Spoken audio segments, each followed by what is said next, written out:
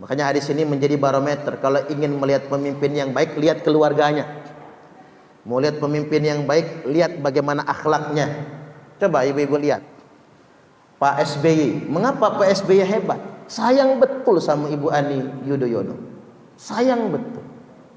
Mengapa Pak B.J. Habibie hebat? Ya kan? Woi, sampai-sampai lama Pak B.J. Habibie berduka, Bu Ainun wafat.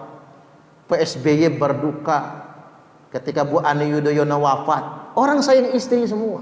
Gus Dur itu sayang betul sama Bu Sinta Nuriyah.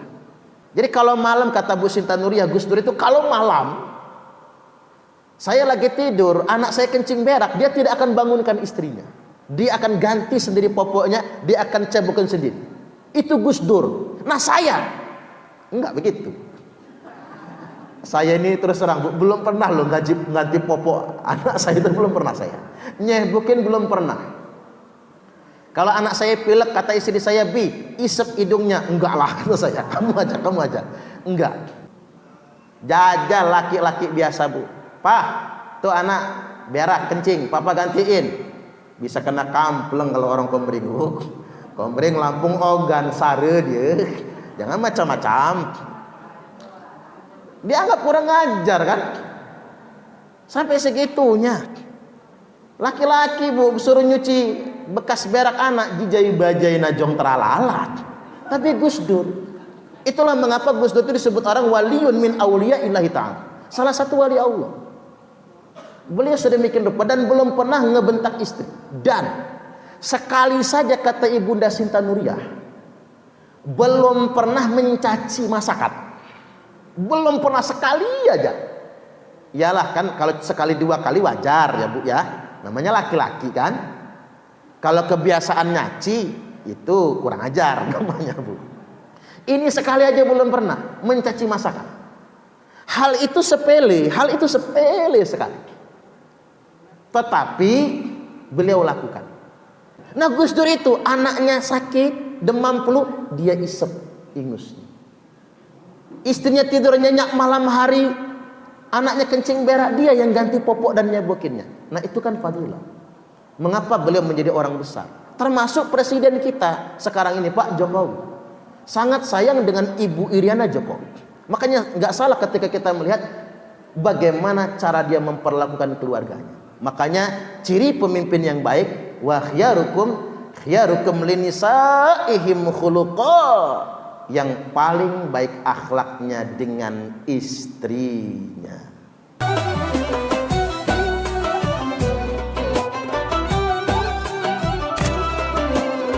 Jadi sekali lagi, Nabi menikah usia 25 tahun, menikah dengan janda umur 40 tahun. Dan waktu itu Sayyidah Khadijah radhiyallahu anha sudah 2 kali menjanda. Jadi Nabi itu adalah suami ketiga. Geger Mekah itu. Mengapa geger? Mana ada orang Arab bangsawan ya Bu, apalagi keturunan Bani Hashim, Bani Abdul Muthalib, kok nikah sama janda umur 40 tahun, geger. Tapi kita harus tahu alasannya. Walaupun beliau belum diangkat menjadi Rasul, tetapi nubuah sudah ada di diri beliau. Mengapa beliau menikahi janda? Karena beliau menyaksikan jahatnya perlakuan bangsa Arab jahiliyah dengan kaum perempuan. Orang Arab tuh gak menikahi janda kecuali untuk istri ke-17, istri ke-20 gitu Bu. Dan jahatnya orang Arab itu kalau bini sudah tua peot ya Bu ya, sudah gak reproduksi lagi, apa kata lakinya?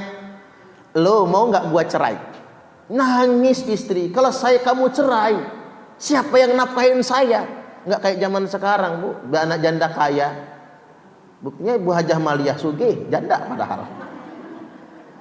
Zaman sekarang janda mah sugih.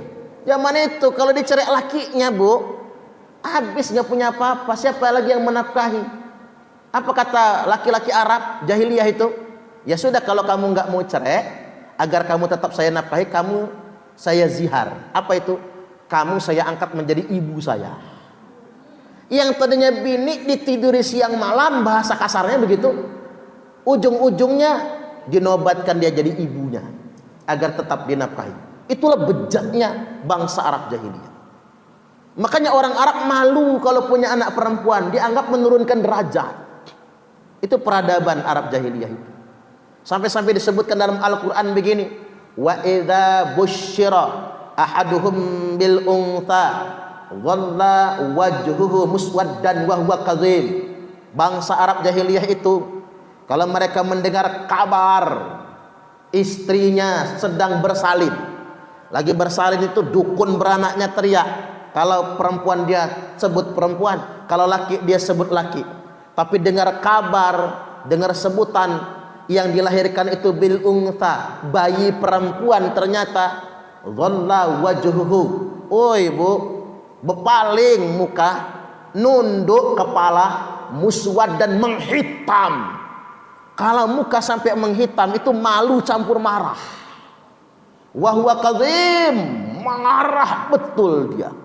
Balik ke dalam kamar dicari istri. Dasar istri sialan, kok melahirkan anak perempuan. Digamparin bini, darah masih kocar-kacir, barangkali tali pusar saja belum dipotong. Itulah bangsa Arab jahiliyah, saking bejatnya. Nah, Muhammad bujang menyaksikan kezaliman itu, menyaksikan kejahiliyahan itu. Maka beliau putuskan tidak menikahi gadis, mendobrak tradisi, melakukan revolusi mental. Belum diangkat Nabi sudah mendobrak tradisi. Itulah Nabi kita. Beliau menikahi bukan gadis tapi janda umur 40 tahun. Yang bikin geger lagi, habis akad nikah, ya pakai akad nikah sama. Habis akad nikah dibawa ke depan Ka'bah, pegang batu Hajar Aswad. Nabi bersumpah, wallahi, demi Allah. Itulah beliau belum diangkat Rasul, tapi tidak juga musyrik. Tetap Allah Rabbnya, Tuhannya. Wallahi, wallahi, wallahi, demi Allah, demi Allah, demi Allah, kata Nabi, saya tidak akan kawin lagi Khadijah selama engkau masih hidup. Subhanallah. Makanya ini ilmu buat kaum laki-laki. Bapak-bapak itu boleh kawin lagi, boleh poligami, tapi tunggu bini pertama mati dulu. Bini gua nggak mati-mati Pak Ustadz. Nah itulah Nabi, Bu. Kalau ngikutin sunnah Nabi ya kayak gitu. Tidak akan kawin lagi selama engkau masih hidup. Makanya Khadijah tidak pernah dipoligami. Dan Nabi sayang betul, tunggu sampai meninggal. Makanya kalau pengen cepet poligami, tunggu bini mati, nikahnya yang harus yang tua-tua berarti kan. Gak boleh yang muda-muda. Kalau yang muda-muda mah panjang umur dia. Ketika Khadijah wafat, Nabi sedih bukan main. Bahkan Nabi menduda 3 tahun. Oi, kalau kita nggak sanggup lah menduda 3 tahun tuh, wong lanang nggak sanggup, Bu. Kalau betina mah sanggup ya, Bu. Apalagi ngelihat anak, kasihan dengan anak, kan begitu. Takut dapat laki tidak sayang anak. Tapi kalau Nabi 3 tahun menduda. Ada riwayat yang mengatakan beliau menikahi Aisyah setelah itu ya, Bu, setelah 3 tahun. Tapi dipulangin ke bapaknya lagi kan, karena masih kecil. Nah kemudian beliau menikahi Saudah. Makanya dihitung orang istri kedua tuh Saudah, umurnya sudah 60 tahun.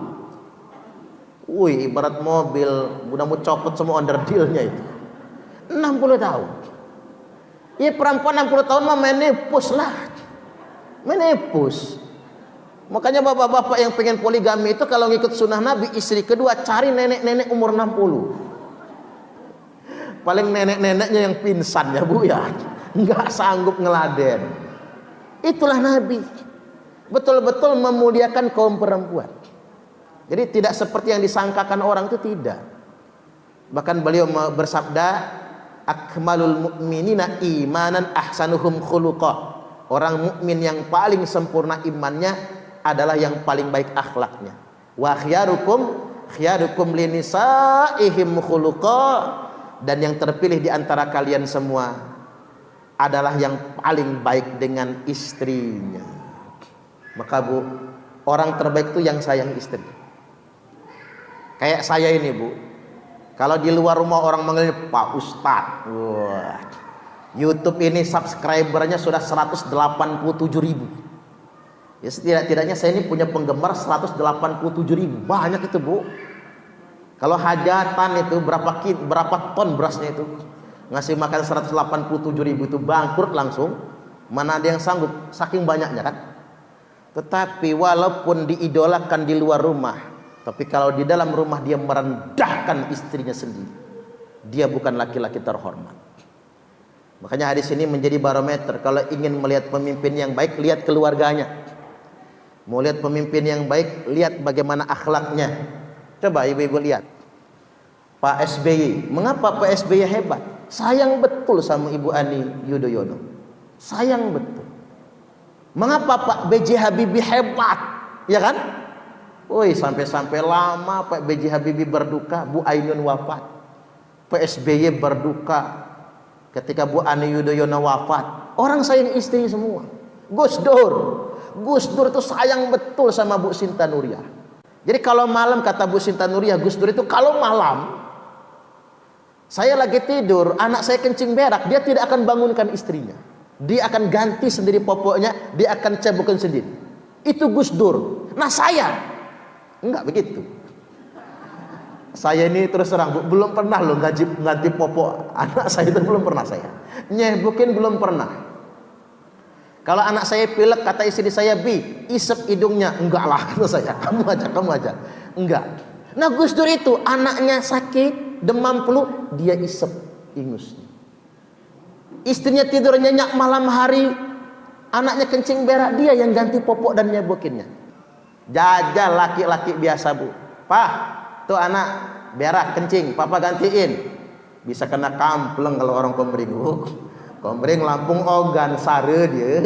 Jangan macam-macam. Dianggap kurang ajar kan? Sampai segitunya.